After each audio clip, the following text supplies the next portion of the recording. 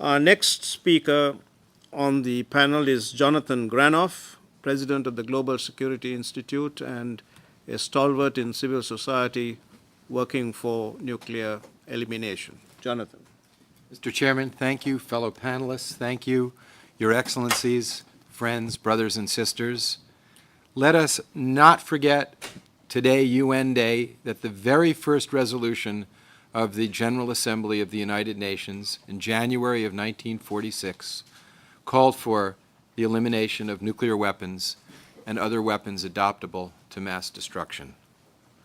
And on United Nations Day 3 years ago, the Secretary General set forth a compass point for international cooperation to eliminate nuclear weapons, and through advocacy of a series of incremental steps that reduce the threat, to make the world safer on the path to this achievement.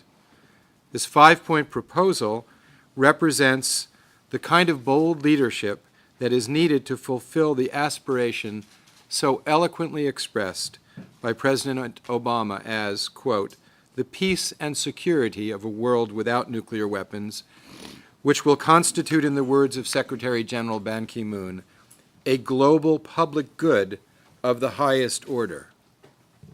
Failure to achieve rapid progress in fulfilling this moral and practical imperative will result in cynicism toward the most important tool the world presently has to ensure peace: solemnly negotiated and agreed upon commitments. Without such explicit commitments, conventions, and treaties, we rely upon ad hoc arrangements which are only as strong as short-term perceived interests of states. With treaties, norms are set and common purposes achievable. The term in international law to remember is pacta sunt servanda. Agreements must be kept and honored in good faith. Or, in the words of President Obama, words must mean something. The 2010 Nuclear Non-Proliferation Treaty Review's final statement contains a reaffirmation of, quote, unequivocal undertaking to accomplish, not just to aspire, but to accomplish the total elimination of nuclear weapons. It calls upon states to undertake concrete disarmament efforts, in fact, quote, special efforts to establish the necessary framework to achieve and maintain a world without nuclear weapons. It highlights that this is a matter that requires our most committed actions by saying there is an urgent need. Urgent, concrete, unequivocal.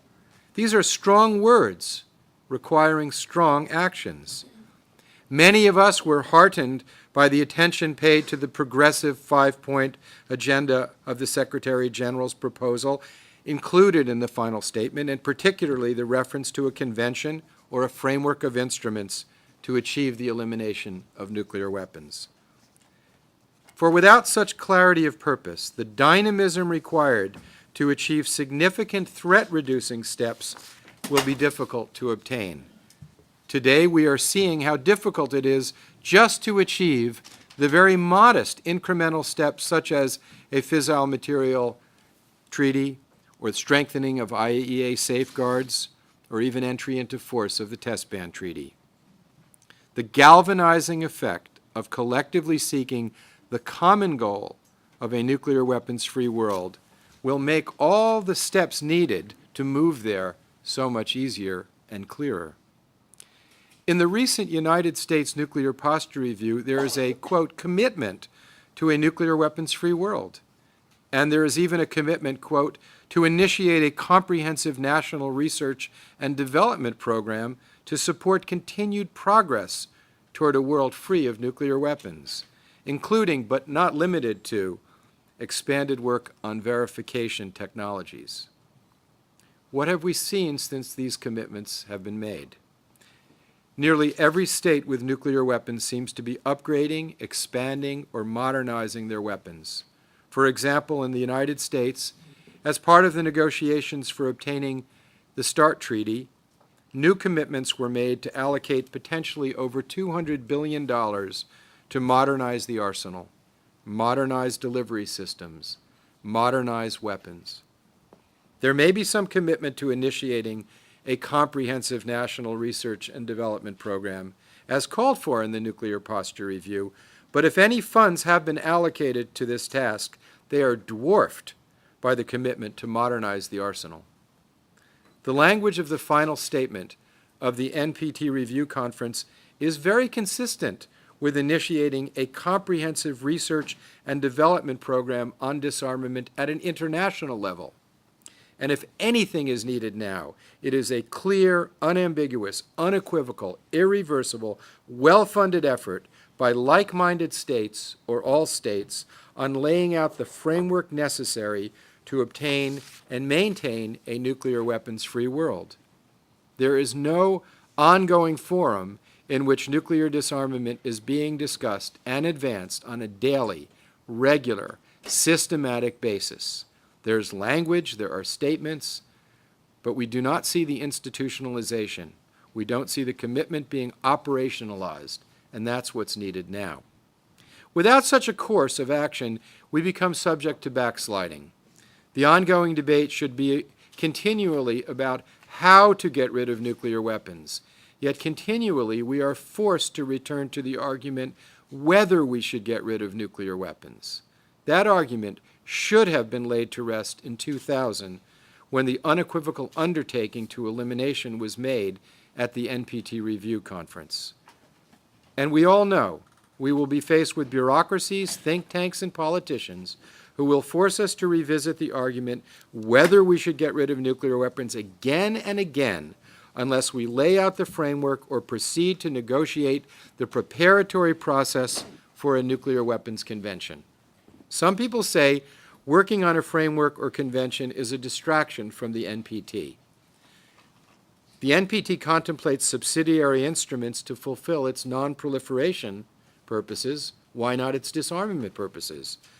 Nobody argues that a test ban is a distraction from the non-proliferation purposes of the NPT, or a fissile material cutoff treaty is a distraction. The NPT clearly contemplates subsidiary instruments.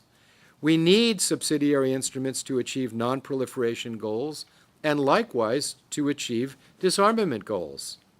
It is to fulfill the disarmament pillar of the NPT that a framework of agreements or a convention is needed. Some people say there are many preconditions to beginning this process. There seems to be a proliferation of preconditions. For some, the precondition is the elimination of bad people.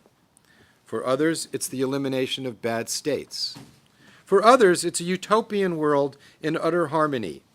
But there is no language in the final statement of the NPT Review or in the NPT itself, no language in the United States Nuclear Posture Review or any other country's review that there are preconditions to beginning this process of making progress to move toward negotiating the elimination of nuclear weapons. There's no legal basis for this position, and there is substantial legal basis for commencing the process of negotiations now. There appears to be three paths before us. One is ad hoc incremental steps with numerous preconditions before actually commencing the real work of negotiating disarmament. Two, begin the creation of a comprehensive framework that incorporates both incremental steps but ensures the clarity of purpose of disarmament, thus forming a basis to critique diversions from the disarmament process and a context to integrate many programs and approaches. Three is a direct fast track toward a convention with prompt commencement of a preparatory process leading to negotiations as early as possible. I think the latter two are much preferred, and the ad hoc incremental approach is proving too slow.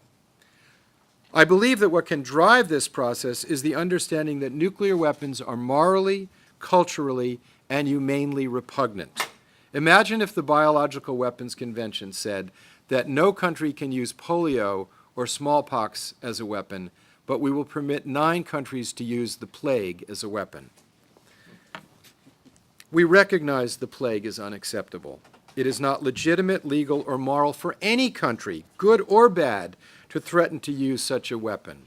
Such conduct would violate our most basic standards of humanity, and clearly international humanitarian law. That is why the inclusion of international humanitarian law in the final statement of the NPT review last year was so important. This is an area for nuclear disarmament advocacy that should be utilized very forcefully. International humanitarian law, the body of law that governs the use of force in war, prohibits the use of weapons that are unable to discriminate between civilians and combatants. It necessitates that all weapons must be proportionate to specific military objectives. The weapons must not cause unnecessary or aggravated suffering, even to combatants. They must not affect states that are not parties to the conflict, and they must not cause severe, widespread, or long-term damage to the environment.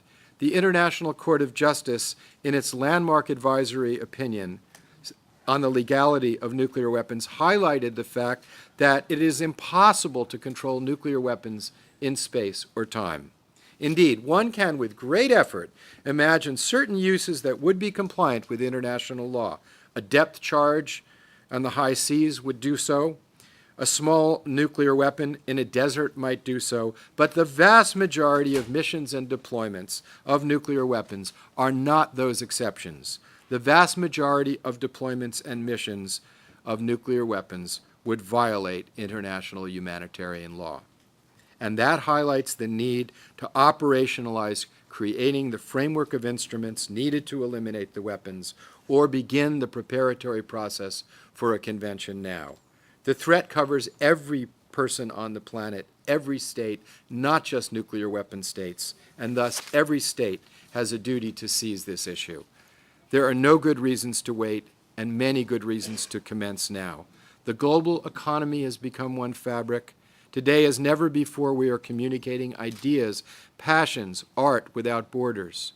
We share a common climate, common oceans, and it is time we realize that we share a common future.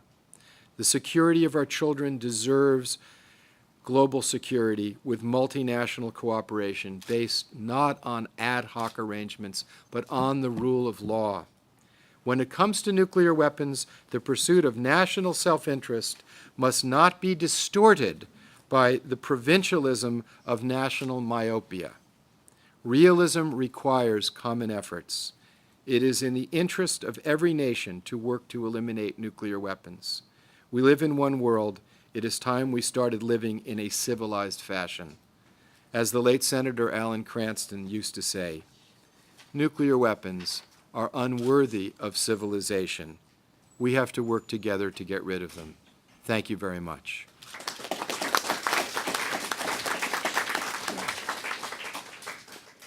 Thank you, Jonathan.